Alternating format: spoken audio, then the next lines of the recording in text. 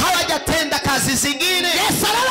Yesu akawaambia hivi, nyinyi ni watoto, endelea kuishi hapa, naenda kwa Baba, nitawatumia Roho Mtakatifu, akifika ndani yenu atawabadilisha kuwa waume, mtafanya kazi za Mungu. Fanya kazi za Mungu. Tumpe Bwana utukufu. Hallelujah. Amen. Amen. Sema amen. Amen. Wewe ni msesera yake. Hata kuanza kwa agano la kale hakuna yule amefanya kazi za Mungu bila kushukiwa Roho na Roho Mtakatifu. Haiwezekani. Si mnaona mnashindwa kusoma Biblia? Biblia kuna siri ya Mungu. Biblia ilimo formula zima. Kuna ndani formula za Mungu. Hiyo ukipakua hiyo winji. Ukiingia hapa. Hiyo winji ukiingia ndani hapa. Ubugiye kubonima. Hapa unataka kumuona Mungu. Hiyo tari Mungu wewe. Bila sasa wewe kuwa ndani Roho Mtakatifu. Unasoma unaanza kusinzia. Unaanza kutemea hapa. Mnashindwa kwa nini? Ni kazi ya Mungu kusoma Biblia. Hawezi wewe peke yako bila kujawa na Roho Mtakatifu. Abandi wengine inawashinda kubeba kanisani. Kikapo chuzuye protector cyangwa chuzuye ibitenge. Lakini anabeba kikapo ambacho Biblia kuikura mu wiwe ngo agere mu kanisa. Lakini Biblia kutoa kwake na kufikisha kanisani inamshinda. Hamwezi. Hakuna bila Roho Mtakatifu.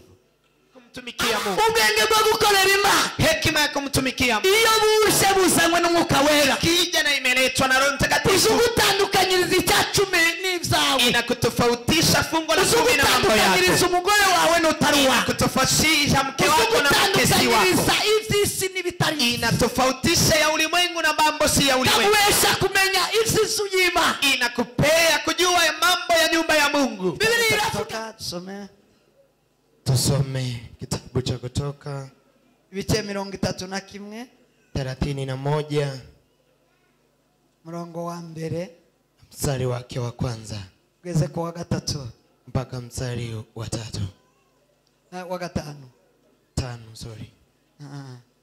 Biblia iravuze ngo Uwiteka abwira Mose ati dore mpamagaye mwizina Besareli mwene Uri Yahuri wo mu muryango wa Yuda, muzuza Umwuka w'Imana ngo agire ubwenge bwo guhimba n'ubwo gutora n'ubuhanga n'ubukorikori bwose,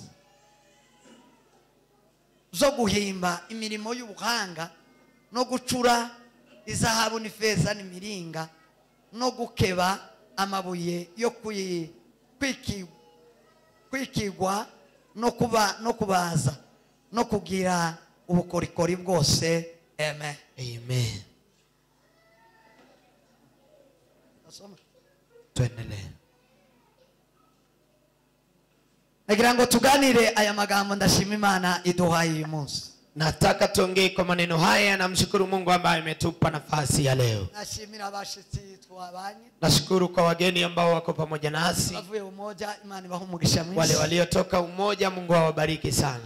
Muri inshuti n'abavandimwe. Nyinyi ni marafiki na ndugu zetu. Imana ibahumugisha. Mungu awabariki.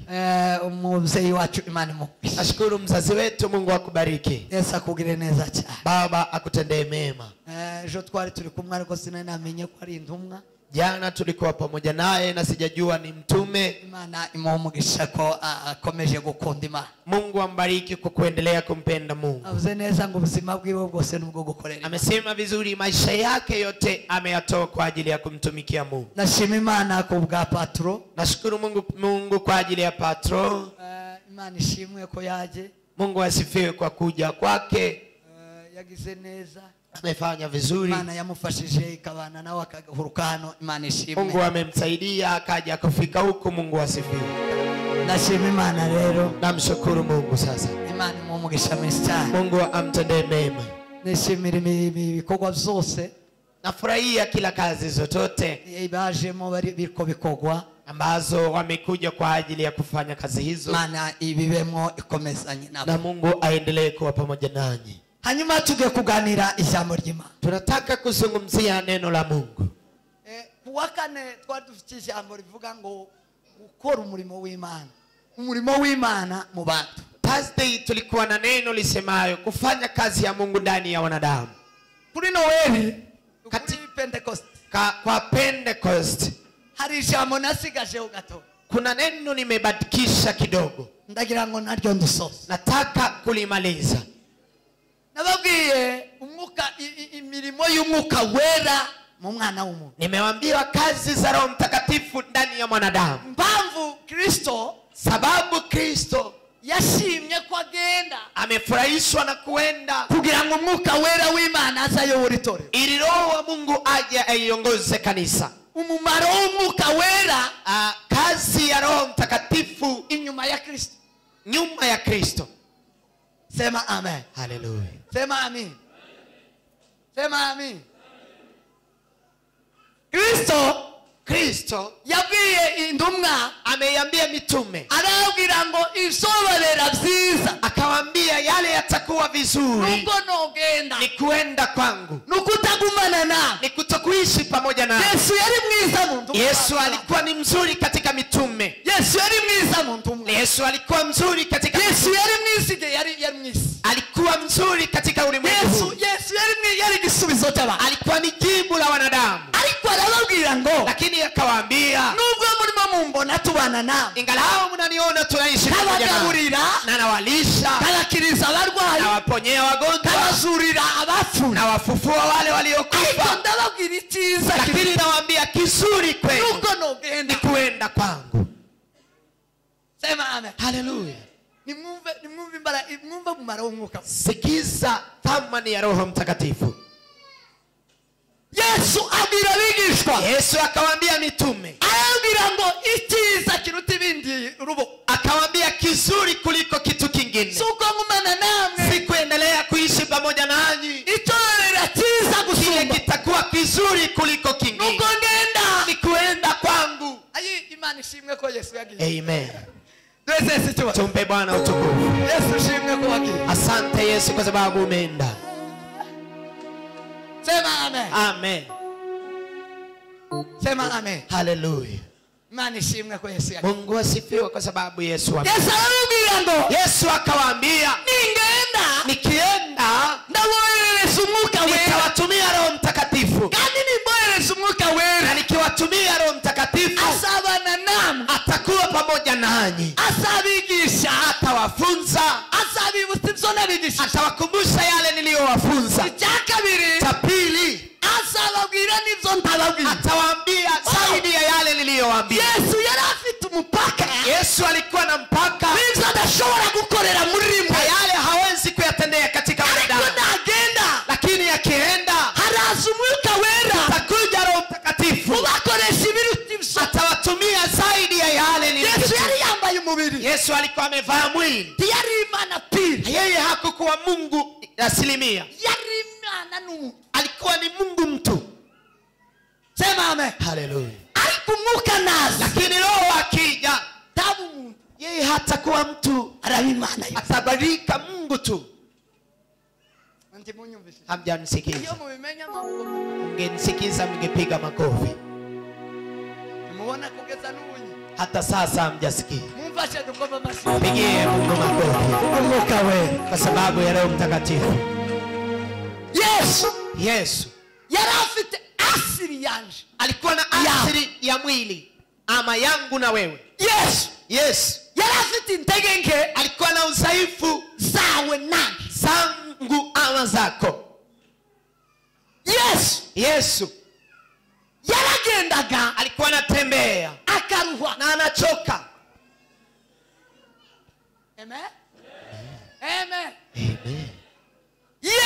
Yesu yabanaga n'abigishwa, alikuwa anaishi na wanafunzi. Mukandi kanya yabana n'abigishwa ndabane n'abari abandi bariri. Akiwa na wanafunzi hapa hawezi kuwa na watu wengine ngambo. ni ngombwa ngo agenda subasanga, lazima atembee awakute wengine. ariko arababwira Lakini akawaambia icyo babira kile kitakuwa kizuri ama chema nuko ngenda, ni kuenda, nikienda nitawatumia Roho Mtakatifu. Roho huyo sasa tagiri imipaka, yeye hana mipaka, tazaruha, yeye hatachoka, tazagira uyu mubiri wa, yeye hatakuwa na mwili kama huyo. Haleluya, haleluya, semani, amen. Umwuka wera bima, Roho Mungu Mtakatifu azabagirira umumaro, atakuwa wenye thamani sana mutuwa mbafitiye no, kuliko thamani yangu kwenu leo. azabagirira kamaro, atakuwa wa thamani kwenu kurutuwa ako mbafitiye umunsi, kuliko leo mimi thamani ninayo kwenu. semani, Haleluya, sema amina, haleluya, wa amen, amen. Asante. azabagirira umumaro, Atakuwa wa faida kurutukomba ubagirira, kuliko mimi faida ninayo kwenu, kubera ndi mu mipaka, kwa sababu mimi ni katikati ya mipaka. Yesu yari mu mipaka, Yesu alikuwa katikati ya mipaka. umubiri ni mupaka, Mwili una mpaka, ariko umwuka wera, lakini Roho Mtakatifu nta mubiri, hana mwili, ni Imana, ni Mungu. amen, Haleluya.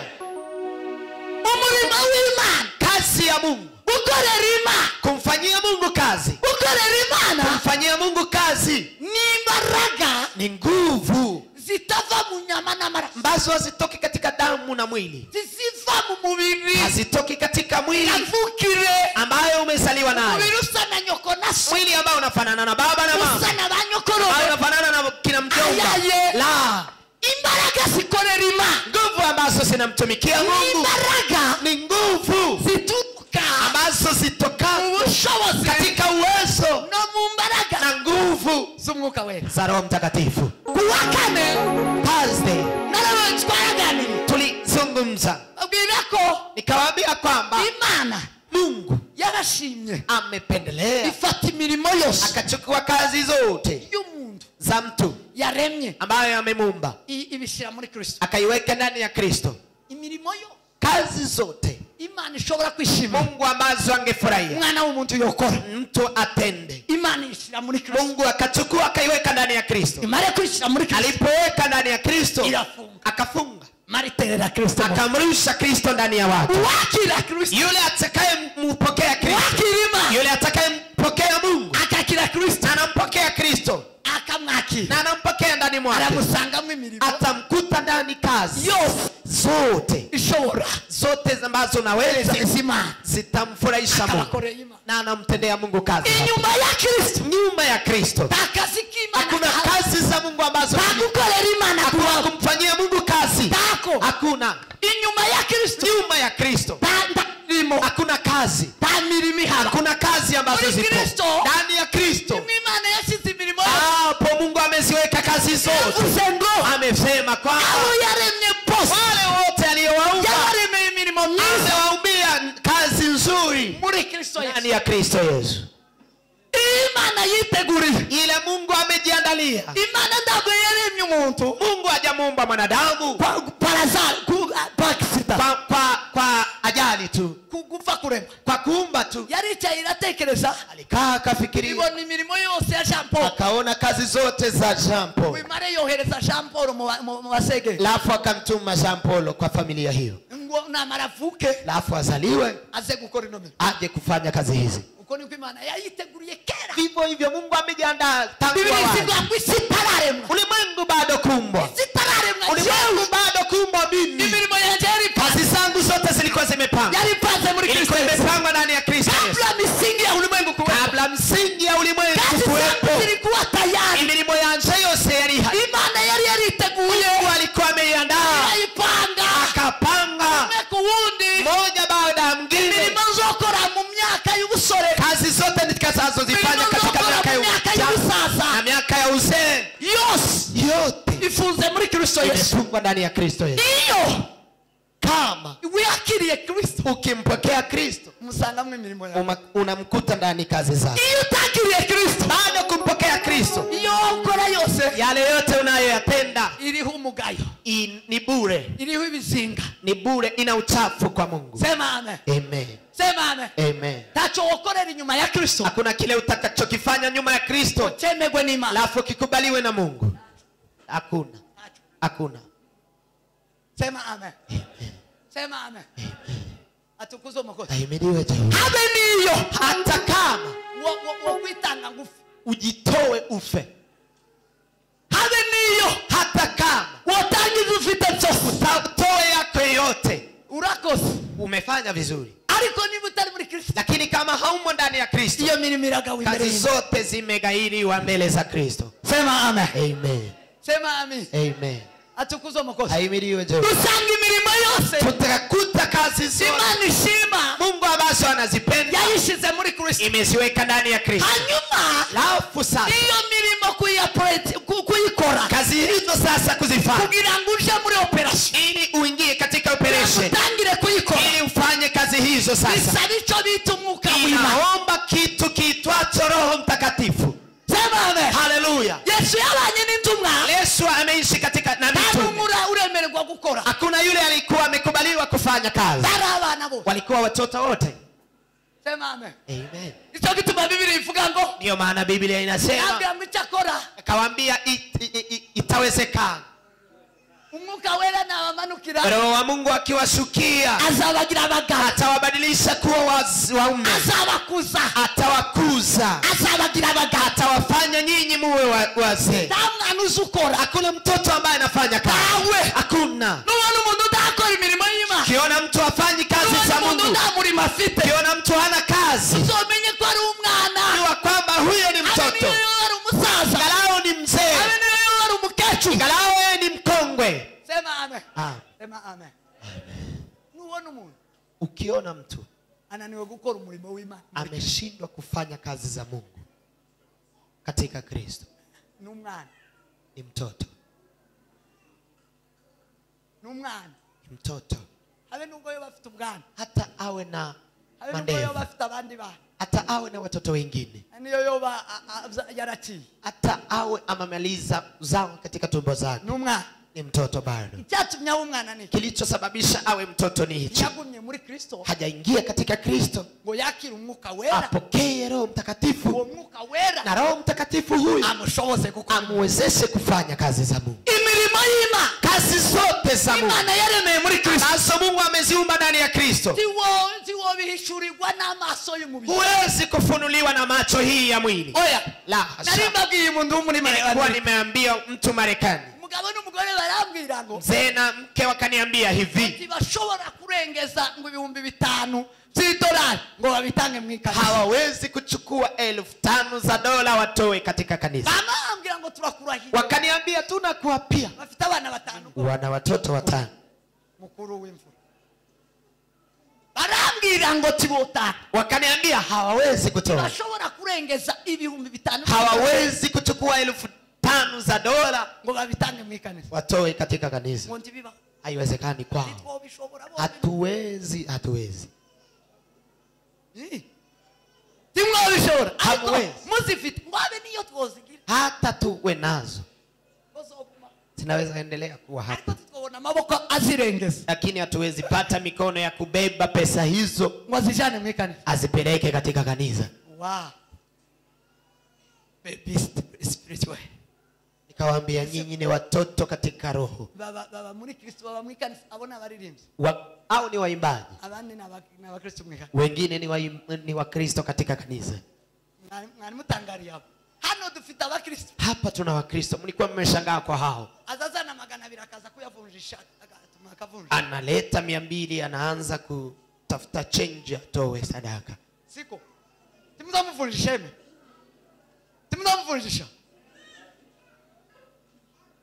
none urengeza 1,000 se, urengeza $200, naweza chukua 1,000 ama 200. $200 ukayarengeza mu gitondo, 200 uchukue asubuhi, 1,000 mukakirengeza mu gitondo, asubuhi mchukue 1,000 mukijanye kwa Yesu, mnaipeleka kwa Yesu. Tiwo bishobora, uwezi weza. ushobora gukorera Imana, hakuna yule anaweza kumtumikia Mungu kazi ambazo zimo ndani ya Kristo bila kujaa Roho Mtakatifu. Tibikunda, haiwezekani. Sema amen. Hallelujah. Sema amen. Amen. Sema amen. Amen. Kuwa muri Kristo, kuishi ndani ya Kristo ni kimwe, ni kitu kimoja. kugundua, Kutahura, kumenya, kujua imirimo yo muri Kristo Yesu, kujua kazi za Kristo ndani ya Kristo Yesu ni kitu kingine. Ni kitu kingine, ni vitu viwili, ni vitu viwili. uri muri Kristo, Yule amo ndani ya Kristo. Yesu abana n'abigishwa, Yesu akaishi pamoja na wanafunzi, wakaishi ndani ya Kristo, biga Kristo, wakaiga Kristo, baramumenya, wakamjua, babana nawe, wakaishi naye, basiga imiryango, wakaacha familia, basiga abana, wakaacha watoto, basiga ibihugu, wakaacha nchi zao, baramusanga, wakamkuta bamugezemo, walipomfika ndani. Haleluya! babana nawe, wakaishi pamoja naye, ntibigeze bakora umurimo n'umwe, hawajatenda kazi zingine. Yesu arababwira, Yesu akawaambia hivi, urabana, nyinyi ni watoto, ugume hano, endelea kuishi hapa, ndagiye kwa Data, naenda kwa Baba, ndaboherereza umwuka wewe, nitawatumia Roho Mtakatifu, agera muri mwe, akifika ndani yenu arabahindura abagabo, atawabadilisha kuwa waume, muzokora umurimo mtafanya w'Imana, kazi za Mungu. Hey! muzokora kazi, Mtafanya kazi za Mungu. Tumpe Bwana utukufu. Haleluya. Amina, amina, amina. Amen. Sema amen. Amen. Wewe ni mwisezerano ryake. Hata kuanza kwa Agano la Kale Ntawigeze akora umurimo w'Imana, hakuna yule amefanya kazi za Mungu atamanukiwe n'umwuka bila kushukiwa Roho Mtakatifu. Haiwezekani. muzamuna gusoma Biblia. Si mnaona mnashindwa kusoma Biblia? Biblia irimwe ibanga ry'Imana. Kuna siri ya Mungu. Biblia irimo formula zima. Kuna ndani formula za Mungu. Hiyo ukipakua, hiyo winji, ukiingia hapa, hiyo winji, ukiingia ndani hapa, ubugiye kubona Imana, hapo unataka kumuona Mungu. Hiyo tari mu mwuka wewe, bila sasa wewe kuwa ndani Roho Mtakatifu, unasoma, unaanza kusinzia, unaanza kutemea hapa. Muzamunanirigwe, mnashindwa kwa nini? Ni umurimo w'Imana gusoma Biblia. Ni kazi ya Mungu kusoma Biblia. Tiwo bibasha. Hawezi wewe peke yako utuzimuka bila kujawa na Roho Mtakatifu. Abandi wengine isibananira kujana mwika, inawashinda kubeba kanisani. Kikapo chuzuye protector cyangwa chuzuye ibitego, lakini anabeba kikapo ambacho ariko Biblia kuikura mu wiwe ngo agere mwika, lakini Biblia kutoa kwake na kufikisha kanisani inamshinda. Hamwezi, hakuna bila Roho Mtakatifu. Abandi wengine azagura amahuzu yuzu yosigeshwa, ananunua nguo yote ambayo kura Biblia, lakini hawezi kununua Biblia. Utawezana ni nguvu za wapi? Pesa kugura Biblia zitakupeleka kununua Biblia? Hakuna. Hiyo ni mirimo, sababu hiyo ni kazi y'Imana, ni kazi nzuri za Mungu.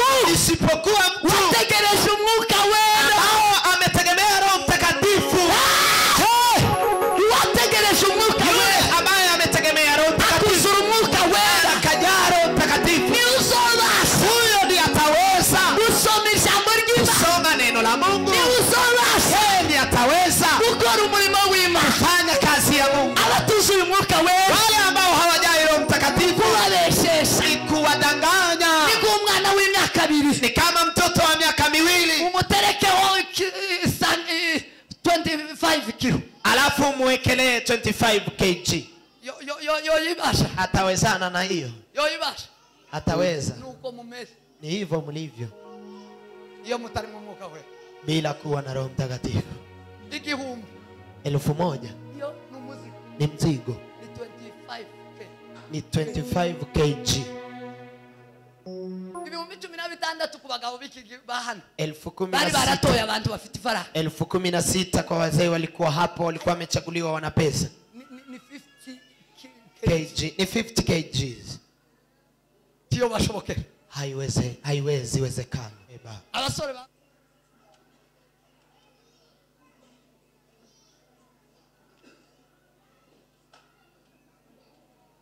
sema amen. Hallelujah. Sema amen.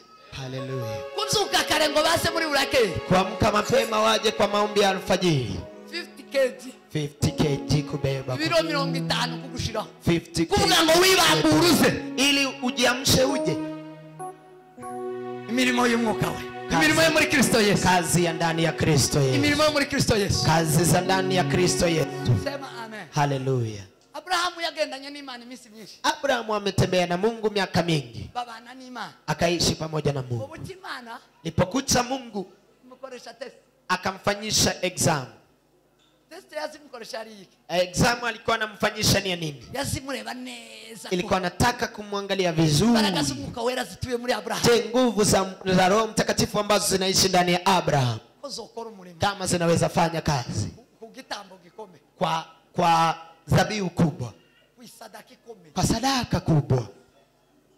Yaramenyereye gutanga, Alikuwa amezoea kutoa inka nkuko mumenyereye gutanga 50. ngombe kama vile mnazoea kutoa 50. Ari babimenyereye. Walikuwa wamezoea. Mare haza mtihani. Alafu kukaja mtihani. Nano haje mtihani. Hata hapa kumekuja mtihani mtihani wa 16,000. Abantu bakiri 16,000 bose bari abantu bazatanga icya 10 n'amaturo siko. Watu ambao wamezatanga icya 10 n'amaturo. Si mnatoa fungu la 10. No, bagatanga maturo. Wanatoa sadaka. Ibatisha umtihani. Mungu akapitisha. Yakazatanga amaturo. Yari afite inkanishi ni pesa alikuwa ni na dhahabu. ngombe na fedha na dhahabu. Yari amaturo.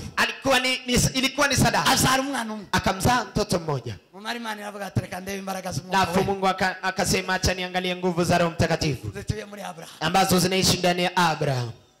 Vuga ngo amen. Vuga ngo amen. Anamwambia ngo Abraham, akamwambia Ibrahim, unyine sishaki ifizi, sitaki tena ngome, sishaki ngasamari, sitaki ngome, nashaka Isaac, nataka Isaac, nashaka Isaac, namtaka Isaac. Ko tuvuga gukorera Imana, tunasema kumtumikia Mungu, imbaraga zihesha umuntu nguvu ambazo zinakusababisha mtumikie Mungu. Sema amen. Amen.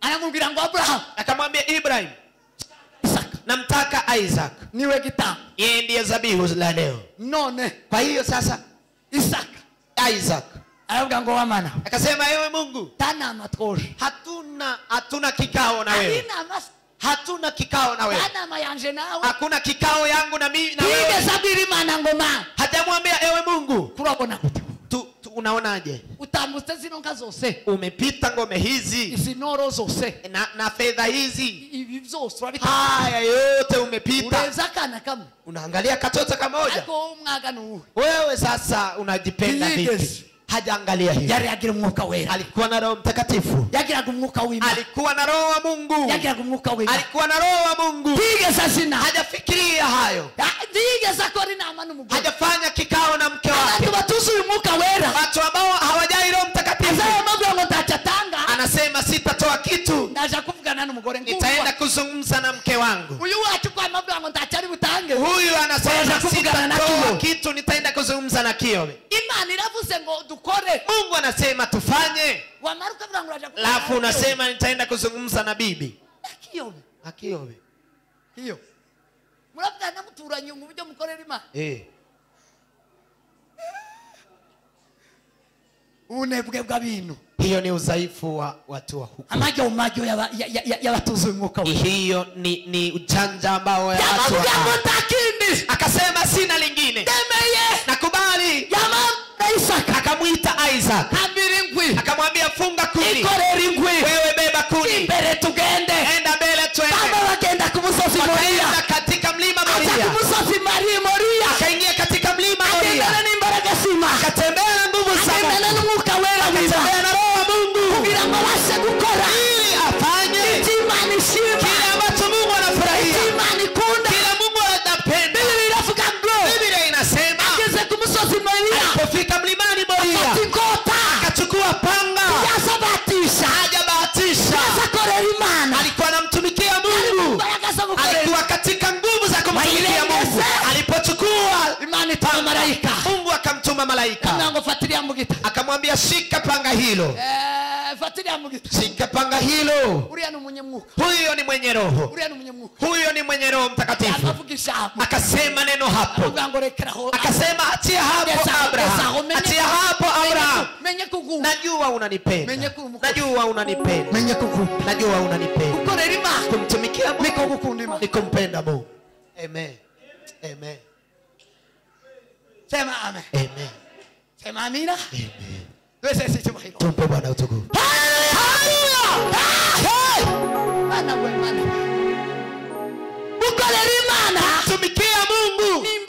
ni nguvu za Roho Mtakatifu, ni nguvu za Roho Mtakatifu. Hapo ndipo utaona na unafafanuliwa kumtumikia Mungu. Sema amen. Amen. Imani gashimika vuga ngo ayi. Na Mungu anafurahi, anasema yes. Nguri mukozi. Ona mtumishi wangu. Sema amen. Amen. Atukuze Mungu. Ahimidiwe Jehova. Mwuka wera w'Imana, Roho wa Mungu ni uzutuwesha. Huyo ndiye anatupa uburyo bwo gukorera Imana, namna ya kumtumikia Mungu. Azazana analeta ubwenge, hekima. Kuja gukora n'ubwenge. Kutumika ni hekima. Ta muntu wokora w'igifu. Hakuna mtu mpumbavu anaweza fanya kazi. Unaona ujimuza mnaoja muri material. Si mnaona vile mnaenda katika material. Kuongozwa na n'ubwenge. Muzamu yaborwa na hekima. Ubwenge. Hekima. Ubwenge bw'inda. Hekima ya tumbo. Indifite ubwenge bwa. Yusoma muri Yakobo. Kisoma katika kitabu cha Yakobo. Ubwoko bune bw'ubwenge. Kuna aina 4 ya hekima. Sema amen. Amen. Umuhandewe. Niangalilie pasa. Harimo ubwoko bune bw'ubwenge. Kuna namna 4 za hekima. Harimo ubwenge. Kuna hekima bw'inyamaswa ba. Ya nyama mtu. Ubwenge bw'inyamaswa. Hekima ya mnyama. N'ubwenge bwo kurya. Ni hekima ya kukula tu. N'ubwenge bwo kureba uno mubiri. Ni hekima ya kuangalia mwili huu. Hakabamo ubwenge. Sasa kuna hekima nyingine. Bw'abadayimoni. Ya mapepo. Ubwenge buva kwa Satani. Hekima ambayo inatoka kwa Shetani. Ubwenge, hekima hiyo nibwo buzabwetana umuntu akamenya kubesha, umuntu akamenya akamamenya uburyo ariganya umuntu akamamutwara akakoresha ibya. Hiyo ndio inasababisha utende dhambi, udanganye, umzulumu mtu ama utende dhambi nyingine. Bano bazababombora n'ubwenge bw'abadayimoni. Hawa ambao wanarendeza ni hekima ya mapepo. Aba bazababombora n'ubwenge bw'abadayimoni. Hawa ambao wanarendeza ni hekima za mapepo. Wanacheza na hekima, wanacheza na hekima. Mwana kama va mwabadaseze. Toto anatoka kwao bila kuaga. Ubwenge bw'abadayimoni. Hiyo ni hekima ya mapepo. Kusambana n'ubwenge bw'abadayimoni. Kufanya usherati ni hekima ya mapepo. Kama kwereka urukundo, anakuonyesha upendo. Ubwenge bw'abadayimoni. Hiyo ni hekima ya mapepo. Aba bafite uburozi, abarozi bini. Wale ambao wana uchawi. Amen. Sema amen. Amen. Basi na ngabo ngani musome. Someni. Some ubwo bwenge gira nsozi. Tusome hekima hiyo alafu nimalize. Yes. 3:13. 3:13. Ninde muri mwe umunyabwenge? Ninde muri mwe umunyabwenge? Kandi umuhanga? Kandi umuhanga. Niyerekanishe ingeso nziza imirimo ye. Niyerekanishe ingeso nziza imirimo ye. Azirishe tabia nzuri. Ndaza ko abayezaho explication ndoye. Ndabayeza isiguro. Afite ubugwaneza n'ubwenge.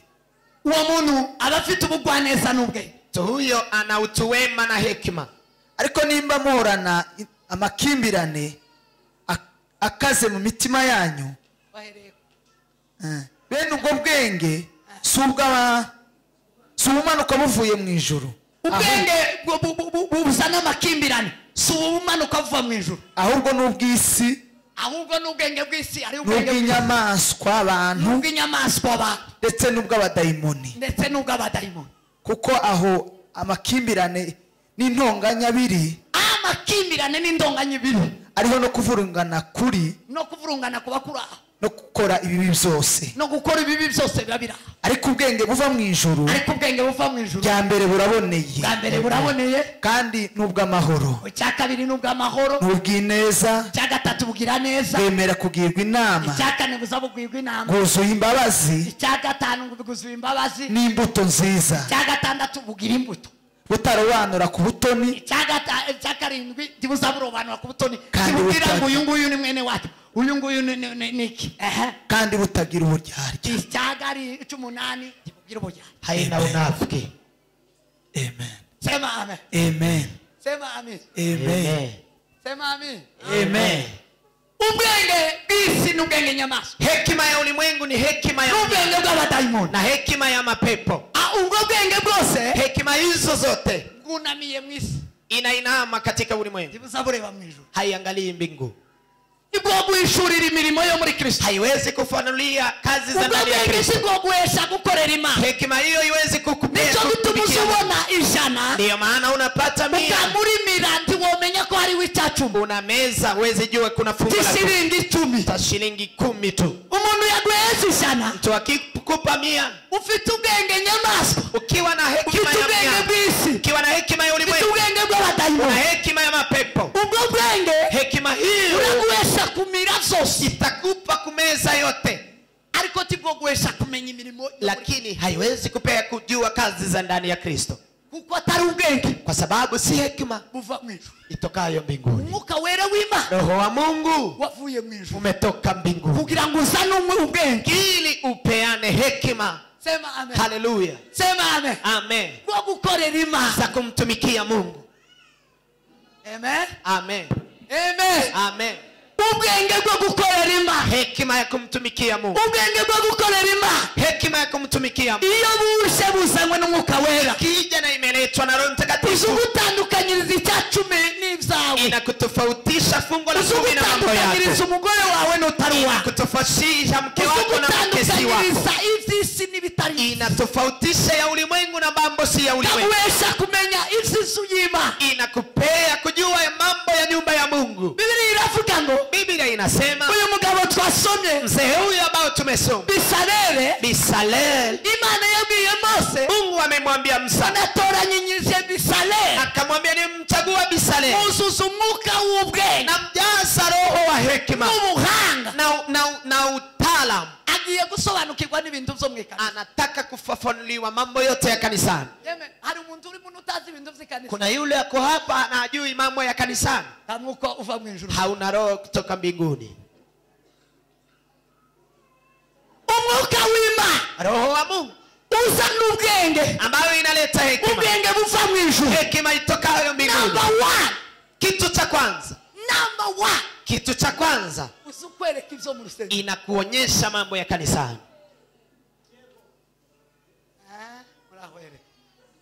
Number 1, kitu cha kwanza, conseiller, usukwereka ikirato cha, haikuonyesha kiatu, usukwereka ubukene bwo, inakuonyesha umaskini ambao umo ndani ya kanisa, usukwereka icyo ugomba gukora mu kanisa, unakuonyesha kile ambacho unapaswa kufanya katika kanisa.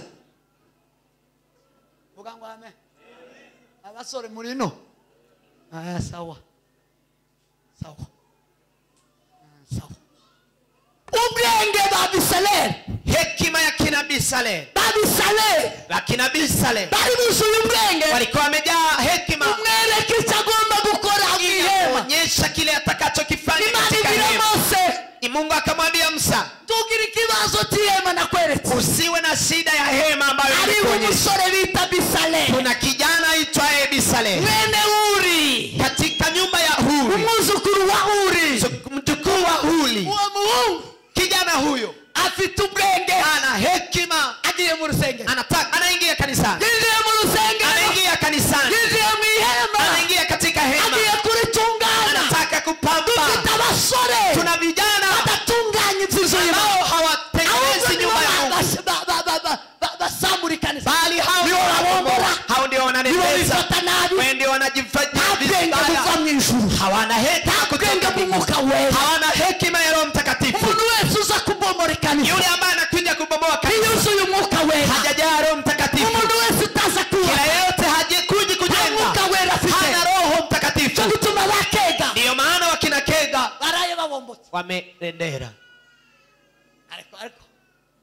ariko mwisubiremo Azafu, muratangiye kandi meanza tena Azafu, iyo musubiriye mukajiri inyuma, mrudi huko chane na hiyo kazi. Jewe ndacho mzombwira tubaye mu kanisa ritarimo ikora, mimi haijalishi kwangu tukiishi kanisani haina kwaya, na mpamvu yo kubagwiza mwebwe mutambajana mu ijuru, hakuna faida ya kuwajaza hapa na hatuendi mbinguni pamoja, hatuko pamoja nanyi. Sema amen. Amen. Sema amen. Amen. Muno ndawuzubomboka ndawuzubombora muno ko turigisha muri huku tunajifunza neno la Mungu, hakuna kurendeza na kurendera. Sabamu si wa hapa, kega si wa muno, kega si wa hapa, kina Samuragwa si wa huku, hao wote sabamu ririkana si wa ndani kanisa, sabonyo sintama mfiti si kondoo ambao sintama na hawe ni si kondoo ambao ni wale ambao nimepewa na Mungu, barumvisha bori wanasikiza neno la Mungu, barumva wanasikiza. Na Yesu yaravuze ngo abo wampaye, hata Yesu anasema wale umenipa ndabasanye nimewaleta, ndio hao abimana yampaye bafite uguti, wale Mungu amenipa wanasikiza yola kusikiza. na buzu umuka wabadayi ni wale, na wengine ni wale ambao wanajaa roho ya mapepo, roho ya ulimwengu, mukawisi, roho ya ulimwengu.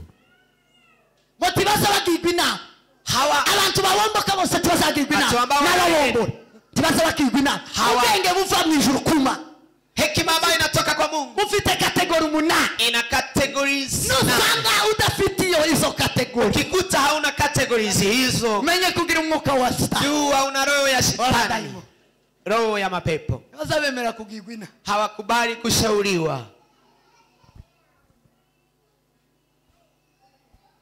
wakorera Imana uti naweza mtumikia Mungu vipi utuzuye umwuka we bila kujaa Roho Mtakatifu? ngo muzuru umwuka wera ni ili mjae Roho Mtakatifu, kubona imirimo yo muma, awape kuona kazi za nyuma ya Kristo ndakazi kimana. Nyuma ya Kristo hakuna kazi ya Mungu Baba, alikiri muma, lakini ukiishi ndani ya Kristo, itukora chose kile ambacho unakifanya ili muri Kristo Yesu, ukiwa ndani ya Kristo Yesu, ichukoze chose kile unachokifanya chote ungeshejwe n'umwuka wera na umepewa na Roho Mtakatifu, kiremegwe mbere y'Imana, kinakubaliwa mbele za Mungu. Sema amen. Haleluya. Sema amen. Haleluya. Intumwa zuzura umwuka wera, mitume wakajaa Roho Mtakatifu. Siku walipojaa Roho Mtakatifu, kibirukiye hawajakimbilia ushaka ivyo kurya, kutafuta chakula. La hasha, birukiriye imitima, wamekimbilia mioyo. Biblia iravuga ngo, Biblia inasema, sema amen. Haleluya, ngo mubanze mushaka ubwami bw'Imana, tafuteni kwanza ufalme wa Mungu gukiranuka na uhaki wake, ibindi byose muzovyo mengine mtaongezewa. Intumwa zakiriye umwuka wera, mitume walipopokea Roho Mtakatifu basohotse ngo baje gutema, hawajatoka waende kuandaa, barasohotse, walitoka baja mu kanisa, wakaingia kanisani. barasohotse, walitoka hivi bazana abantu mu kanisa, wakaleta watu kanisani. ubwenge bw'Imana, hekima ya Mungu bugwesha kuzana abantu mu kanisa, inakupesha kuleta watu kanisani, bugwesha kuzana ibyawe mu kanisa, inakupea kuleta yako yote kanisani. Niba utinjira mu kanisa, ikiwa haujaingia kanisani, utinjiza ibyawe mu kanisa, kama hauingizi yako kanisani, umwuka ufite, roho ambayo unayo nuwo gukema, ni roho ya kushakiwa. tiwakorera Imana, hamtumikii Mungu kukuri nyuma ya Kristo, kwa sababu umo nje ya Kristo. abari muri Kristo wale bose ambao wanda ndani ya Kristo, Imana yabahaye umwuka, Mungu amewapa roho Yesu ubwenge ambayo inawapa hekima, kandi ubwo bwenge na hekima hiyo uraboneye, hekima hiyo ni nzuri, no gukora ni ya kufanya munzu y'Imana, katika nyumba ya Mungu, n'ubuhanga, ni utaalamu, bazi guhimba, wanajua kutunga. muno dufite abantu batohimba ngo batekereze ikintu cyo kugwa muno ndani hapo, tibohimba ngo batekereze ninda, hawawezi kufikiria hata, hawajawahi kufikiria mapambo kanisani. umenye kwa abantu batuzuye umwuka, jua watu hao hawana Roho Mtakatifu. mwuka wera, Roho Mtakatifu asamanuka mu bantu, anashuka ndani ya watu kugira ngo ili watu ngo bahimbe, watunge. Paulo arasengera Abaefeso, akawaombea Waefeso, aravuga iyo nsenze, akawaambia nikiomba asengera ngo na waombea Imana mwibaha umwuka w'ubwenge, Mungu awape roho ya kuishurirwa na kufunuliwa, ili mjue vizuri, mutagize umwuka w'ubwenge bila kuwa na roho wa hekima no kuishurirwa, na timushobora kumenya Imana, hamuwezi kumjua Mungu, timushobora kumenya imbaraga z'Imana, hamuwezi kujua nguvu, timushobora kumenya icyo Imana ishaka, hamuwezi kujua kile Mungu anatafuta, icyo Imana ikunda, kile Mungu anapenda kandi ishaka, tena anataka, yagishe muri Kristo, amekiweka ndani ya Kristo, ikiduhishurira kile ambacho kinatufafanulia icyo Imana ikunda, yale ya Mungu anapenda kandi ishaka, tena anataka, gishe muri Kristo, imefichwa ndani ndani ya Kristo n'umwuka wera, ni roho wa Mungu. mwakira umwuka wera, Pokea roho wa Mungu, mwakira umwuka wera, pokea roho wa Mungu, ubaheshe na wape umwuka wunge, roho wa hekima. Amen. Sema amen. Amen. Sema amen. Amen. Atukuzwe Mwokozi. Hallelujah. Hezi umwuka wunge. Roho wa hekima. Kanisa liranebwe rirashize. Kanisa limezofika kabisa, limeisha.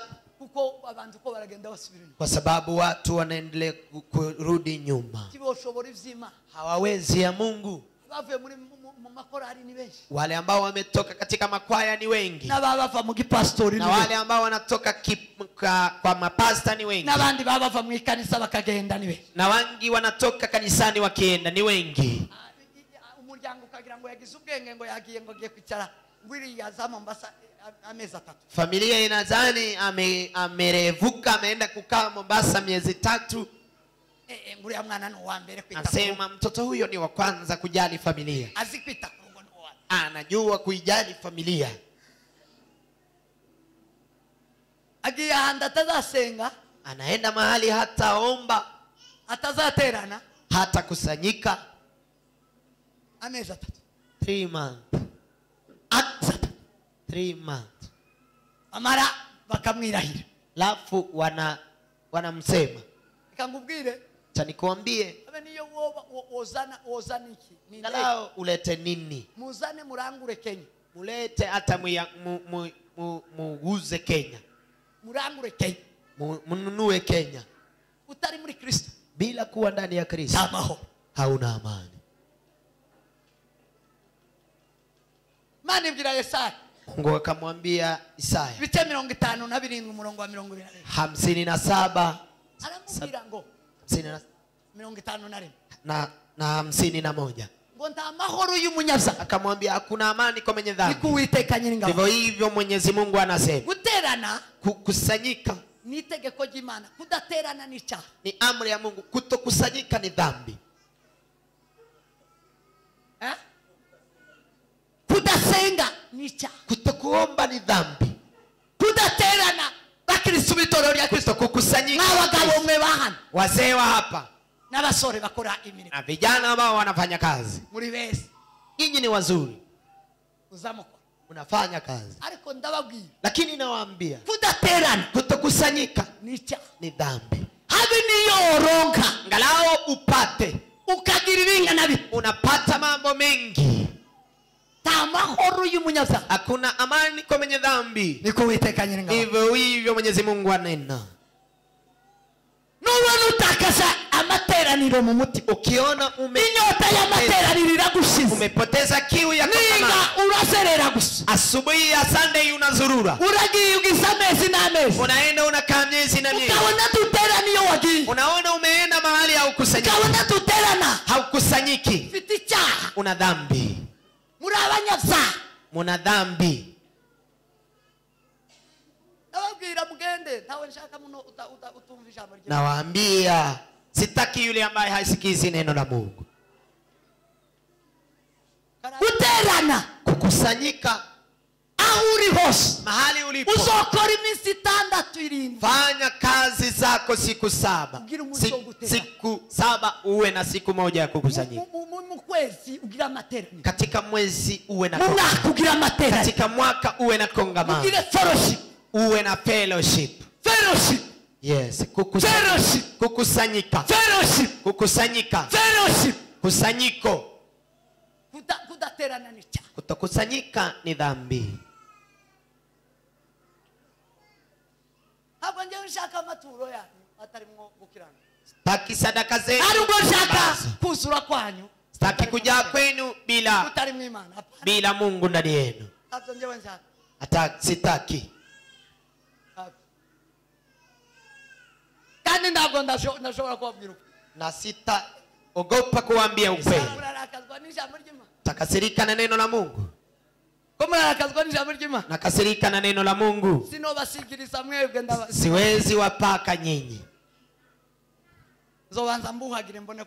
Nitawaosha alafu niwapake. Kupaka bila kuosha haina haja. Hapana. La. Sindi apotre kuberamo. Mimi si mtume kwa ajili yenu. Ndi apotre kubera ijambo ry'Imana. Mimi ni mtume kwa ajili ya neno la Mungu. Jewe ndi ntumwa kubera ko ninabeba neno. Mimi ni mtume kwa sababu naipeleka neno. Guterana, kukusanyika ni imbaraga z'Umwuka Wera. Ni nguvu za Roho Mtakatifu. Izo zafataga abandi zikabashana mu ikanisa. Izo zilikuwa zinachukua wengine kanisa. Hakuna yule ataenda kanisani atashanwe ni imbaraga z'Umwuka Wera. Kubeba na Roho Mtakatifu wa Mungu. Lafu amuone Mungu. La hasha. Nicho kitamuza mubona ntezi. Ndiyo maana mnamuona ntezijai. Nicho kitamuza mubona ahani. Ndiyo maana mnaona hapa. Hapa ni gereza. Kuitafunze. Haijafungwa. Sutoke katika gereza hiyo. Irafunze. Imefungwa. Irafunze prison. Imefungwa gereza hii. Prison irafunze. Gereza hii imefungwa. Prison itifunze. Gereza hii haifungwi. Turimbata. Sisi tuva mu bubata bumwe tukasha mu bundi. Tunatoka katika utumwa mmoja tunaingia katika utumwa mwingine. Tunatoka katika utumwa wa Shetani tunaingia katika utumwa wa Mungu. Ni prison itafunze. Ni utumwa ambaye haifungwi. Washaka ukisubirira. Kitaka unaweza rudi. Amen. Amen. Amen. Nabemere ni prison. Ariko ni prison. Na wakubalia ni gereza, lakini ni gereza ambaye haifungwi. Itafunze. Kama haifungwi, igende. Sujiende. Sema amen. Hallelujah. Sema amen. Hallelujah. Asifiwe Mwokozi. Ahimidiwe Jehova. Mnaweza imani chubai. Tampa Bwana utukufu. Mtaweza. Mnabishobora. Mtaweza kumpa Bwana utukufu. Pandisha mkono wako.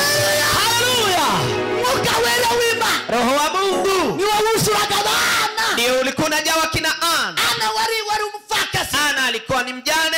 Miaka hii yafaka yafiti miaka 7. Alikuwa mjane akiwa na miaka 7. Mwuka Wera ukamuterura. Roho wa Mungu anamchukua. Ukamushana mu rusengero. Mpeleka katika hekalu. Agatarama. Ana kesha. Agasenga. Anaomba. Igeza siba. Hajawahi kukaa. Fellowship hata moja. Wakora miaka 84. Akafanya miaka 84. Ngwaranyimana. Akimwabudu Mungu. Waasenga. Akiomba Mungu. Wayiriza ubusa. Akifunga. Imyaka 70. Miaka 84. Imbaraga z'Umwuka Wera. Nguvu za Roho Mtakatifu. Ziduwesha. Ambazo zinatupea gutahura kanisa. Kutambua kanisa. Kumva imbaraga zo mu kanisa. Kusikiza nguvu za kanisa. Kumva imbaraga za fellowship. Kusikia nguvu za kongamano. Kumva imbaraga zo mu kusikia nguvu za kongamano. Kumva imbaraga zo mu presence. Kusikia nguvu za uwepo wa Mungu. Yima. Uwepo wa Mungu. Sema amen. Hallelujah. Sema amen. Hallelujah. Atukuzwe Mwokozi. Ahimidiwe Jehova. Ahimidiwe Bwana wa mabwana. Amen. Timwobibasha mwenyewe. Hamwezi peke yenu. Timwobishobora. Hamwezani peke yenu. Hakuna nyama na damu.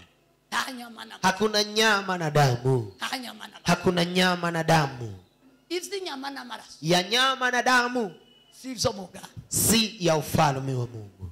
Sema amen. Hallelujah. Hizi nyama na maraso. Mambo ya nyama na damu. Mtupu. Sivyo Mungu. Si ya ndani ya ufalme wa Mungu.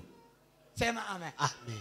Hizi Mwuka Wera. Ya Roho Mtakatifu. Afite zote. Ambayo Roho anayo yote. Nizo Mungu. Ni ya ndani ya ufalme wa Mungu. Nilitali Mwuka Wera. Kama hauna Roho Mtakatifu. Nilitali wewe ni Mwuka Wera. Kama haviongozwi na Roho Mtakatifu. Sivyo Mungu. Hiyo si ya ufalme. Kikinyesha na tulipo. Katika nyaka hii tunayo. Ni ngomio wewe ni Mwuka Wera. Ni utawala ambao unaongozwa na Roho Mtakatifu. Kugeza itorero rije Mungu. Mpaka kanisa litakapoingia katika ufalme.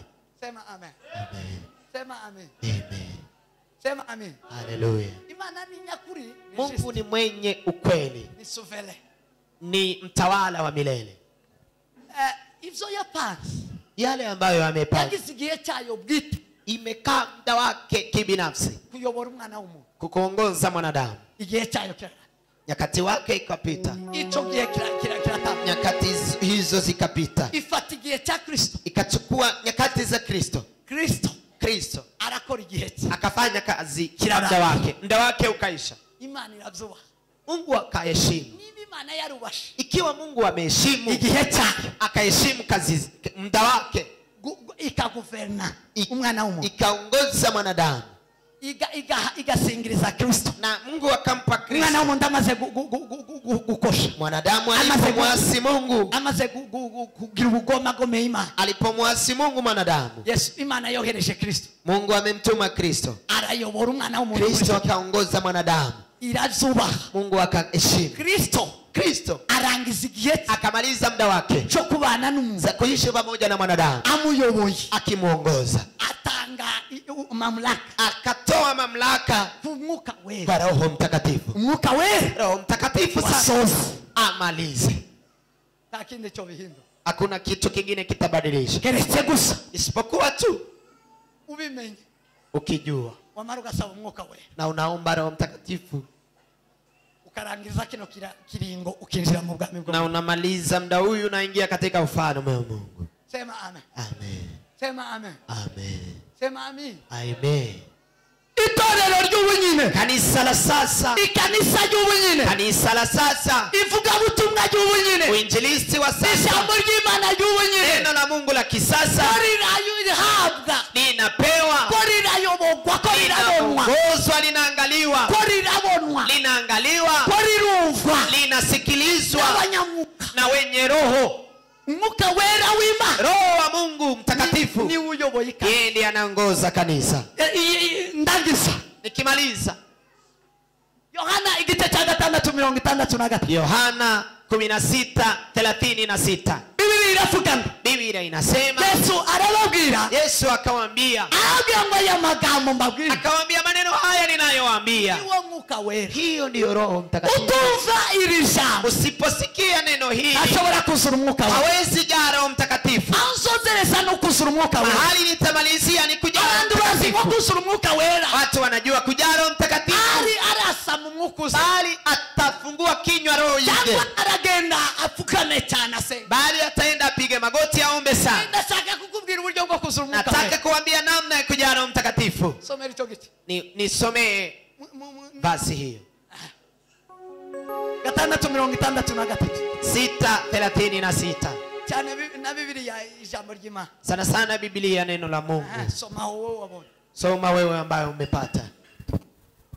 6:63 Biblia iravuga ngo umwuka utanga ubugingo, umwuka ni utanga ubugingo, Roho ndiye anapeana uhai, umubiri ntacumaze. Mwili amagambo mbabwiye, aya magambo mbabwiye, maneno haya nawaambia, niyo mwuka, hiyo ndiyo roho, kandi niyo ubugingo, tena ndiyo uhai.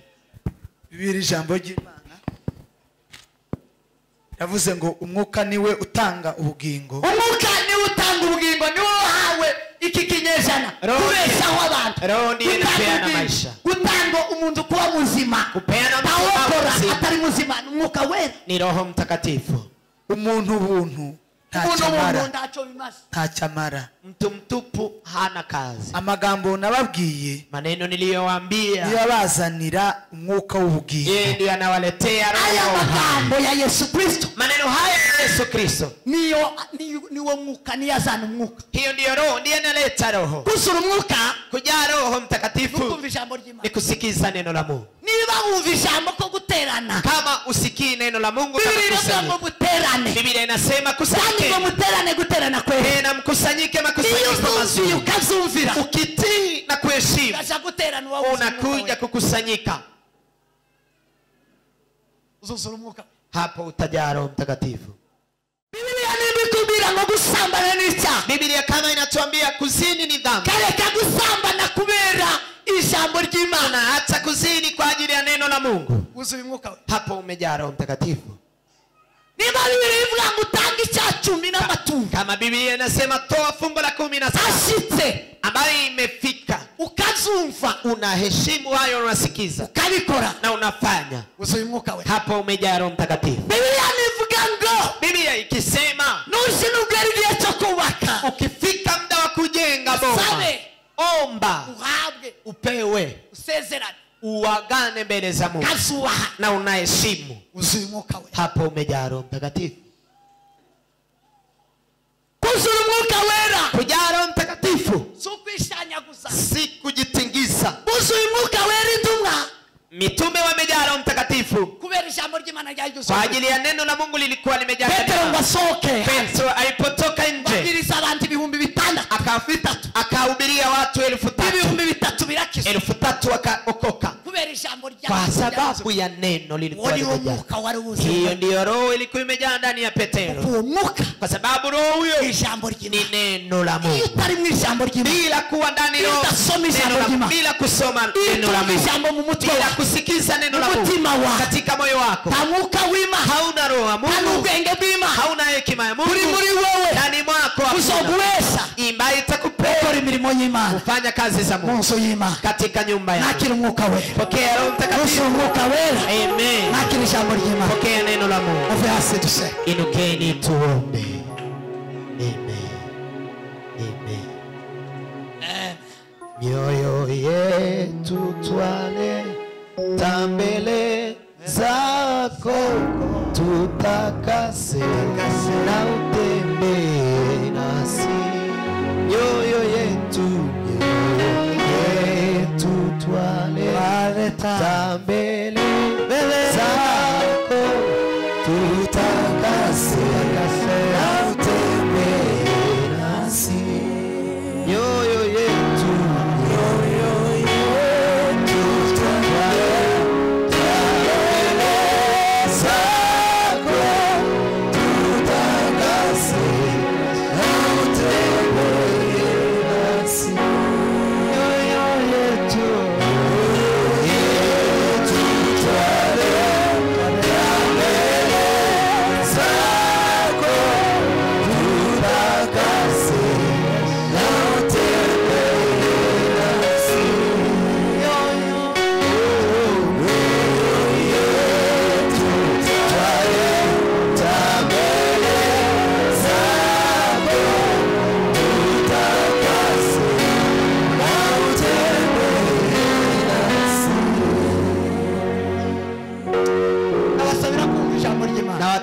kulisikiza neno la Mungu. Tena wale ambao wanasikiza neno la Mungu wananyenyekea. Mtu ambaye hana neno la Mungu mahali utamwonea ni mtungi mtupu ambao una kelele. Lakini mtungi mwenye kujaa ariko ikituzuye hago kizagisakuza.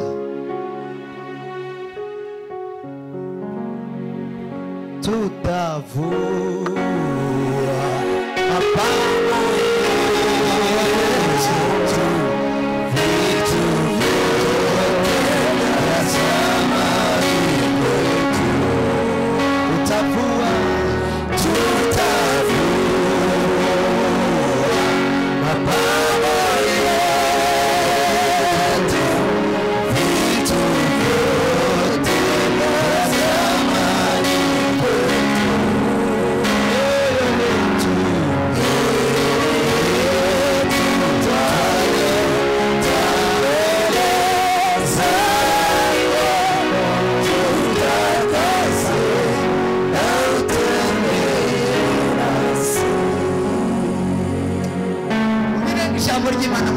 Iweni na neno ndani ya mioyo yenu.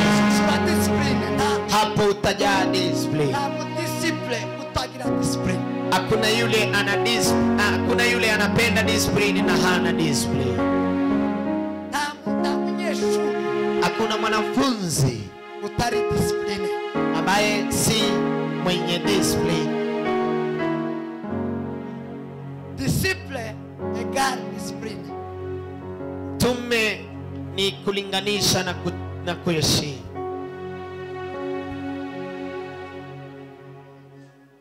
Mubabana wo mu rugo mwumvisha muri. Iweni watoto wa nyumbani, iweni watoto wa kufunzwa, mwumvisha muri na mnisikize neno la Mungu. Discipline utari discipline. Kuna tume ambayo si mwenye heshima ama mwenye discipline. Arios mahali alipo popote. Yetu twaleta mbele zako,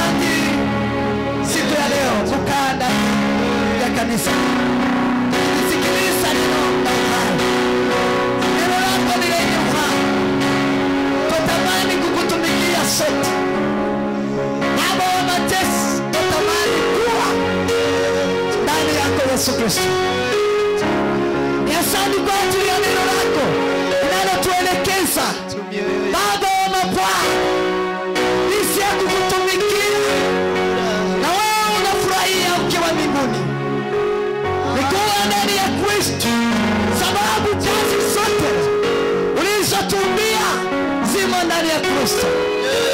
Pia walio ndani ya Kristo, Kristo waagiza kukaa ndani ya maombi, kukaa ndani ya kanisa na kusubiri kupokea Roho Mtakatifu.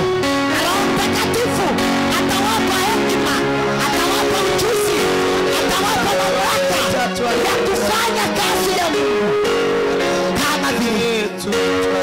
Kwa hiyo kama kanisa la Kristo tumo ndani ya Kristo, tumo ndani ya kanisa, tumo kwenye madhabahu.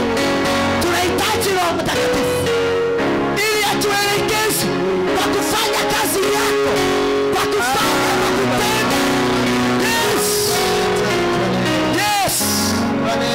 Paleta mioyo yetu kwako ili Roho Mtakatifu aingie ndani ya mioyo, atupe uzima, atupe uhai, na uhai huo Bwana wa mabwana utuelekeze pate kufanya kazi hii.